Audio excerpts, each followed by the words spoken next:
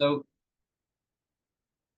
part of our human experience is we experience thoughts, emotions, sensations, and disease or symptoms. And this part of the human experience is constantly changing.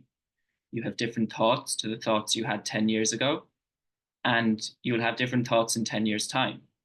Same with emotions, same with sensations, same in terms of health. You may experience disease now, you might not in 10 years, you might be healthy now, you might have disease in 10 years. The great thing is if you're meditating, you have a good chance of preventing that happening. Um, but yeah, we have a relationship to all of these human aspects. We have a relationship to our thoughts, emotions, sensations, and our symptoms. And if we take thoughts, right, because I find for many people when they start meditation, it can be quite a confronting experience to now be aware of the thoughts.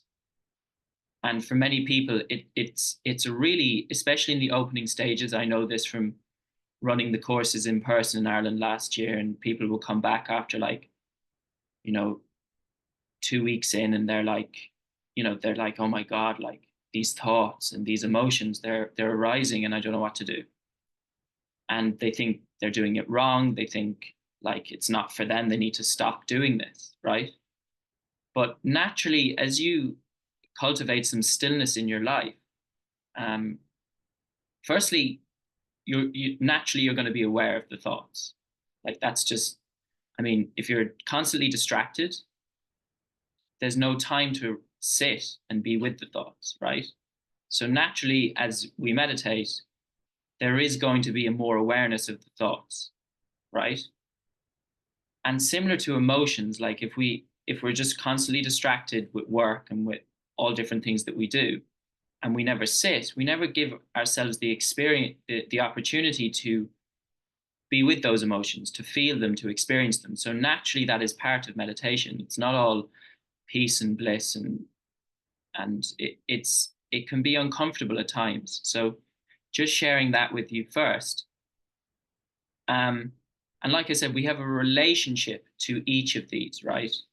So if we take thoughts, for example, what's my relationship to thoughts? Well, I'm purposely not using the word your thoughts. They're thoughts. The only thing that can identify with a thought is the ego. The ego says they're my thoughts. They're not your thoughts. Imagine if they were just thoughts and there was no ownership of them. And you are just the observer who watches them arise and pass away, but they're not yours. For me, that just brings such a freedom, right? Is that they're not personal to you. And that's a huge part of meditation is depersonalizing our thoughts. Um, like one of the intentions I gave yesterday is practicing non-reaction to thoughts and sensations. How much of the time do we have a thought? It's like, oh, I shouldn't be thinking that, right? But instead, if we can just be the witness and just be, okay, like fascinating, that thought, like that is a fascinating thought that I have just been witness to. And then just let it pass, let it be. So this is just how we can have a different relationship to thoughts, emotions, sensations, because we have a relationship to all of them. And like I said, many of us have this relationship of resistance to them. We fight them. So emotions arise, um, and we it's like I don't want this. I don't want to feel this way. And but instead, the journey is actually embracing our humanity. So can I allow that emotion to be there? Can I love it exactly the way it is? And that's acceptance. So moving from this state of resistance to acceptance. And yeah, we can do that with thoughts, emotions, and sensations, and even symptoms too. Just allowing them to be there, allowing them to have that transient experience to arise and then pass away. and recognizing that they're not who you are. You are the one who observes them arise and pass away. So another great practice is, and you can practice this for, I've been practicing this for about 3 weeks, a month now actually, is just to not take thoughts too seriously. So you can actually begin to smile at them. Yeah, that's the different relationships we can have, and moving from resistance to acceptance. We also can become completely misidentified. And this is, this is why I gave the model of the koshas yesterday.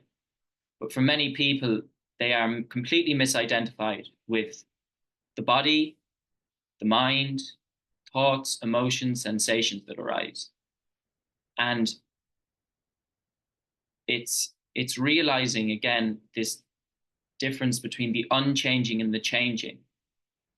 So the unchanging is awareness, pure awareness. Like I said, there's a part of you that has always been aware of you having this experience, whether you were 7 or whatever age you are now. There's a part that's unchanging. And then there's plenty that changes. You got circumstances, you got the body, you got thoughts, emotions, sensations. They're all coming and going. And it's just disidentifying from that which is not you. And this is, this is part of the language of English as well. It doesn't exactly help us on this journey because it's not, can't remember the word, but in terms of language, it's not harmonized in terms of mind, body, soul. So what I mean by that is, if we take the English language, it's like, I am angry. I am upset. And whenever we say that, like if I say I am angry as a statement, it feels so permanent. It's like, I am angry. Like there's no kind of sense that this will pass. And so you even just reframing how you declare and express your emotions. I feel angry. Again, immediately it begins to soften, and there's that aspect of impermanence to it, that it will pass.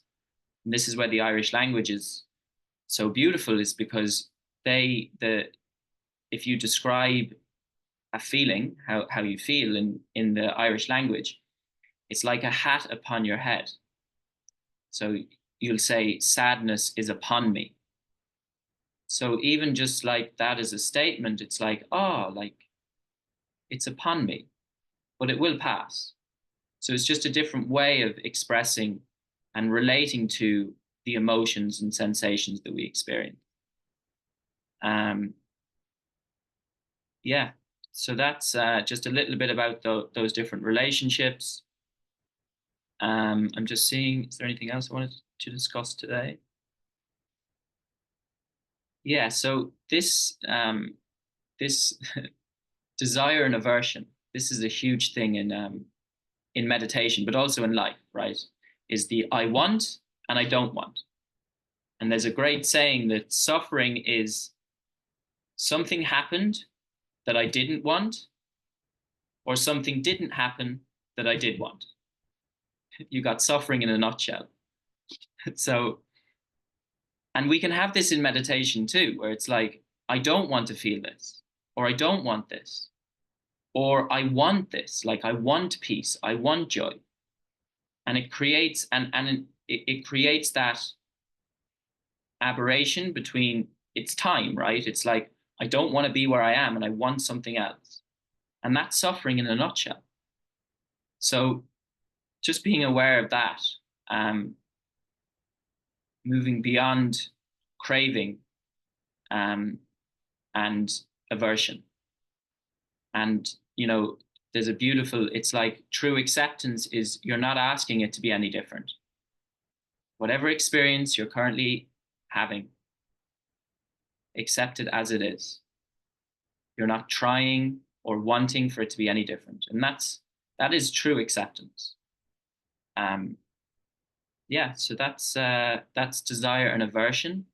And this can, not just in meditation, this can be in life too. It's like, I want something and I don't want this. And this creates like the I want to create such a feeling of lack inside us. It's like, I need that and I want that. And like I said, it can just create that internal disease within us. Yeah, and generally with the ego, it's always more. And this is why I always bring in the gratitude, because we can shift from that, just that constant narrative of I want something, I need something, to just being aware of what's already positive in my life. And you shift from this feeling of lack into abundance. The foundation of all abundance is being grateful for what's already there. And then finally, as well as the I wants, we can get the I shoulds. And one of the biggest causes of suffering is thinking that my life should be different. My job should be different. I should have more money. I should have a better house. I should have achieved more. All these are like internal narratives we can have. And there's like a denial of reality, the way things are right now. So in order to come into harmony with life, it's just being okay with the way things are. Your life is the way it is, and it couldn't be any different. Why? Because it's not. And that's today. I'm just going to stop the recording, and then we can have a discussion.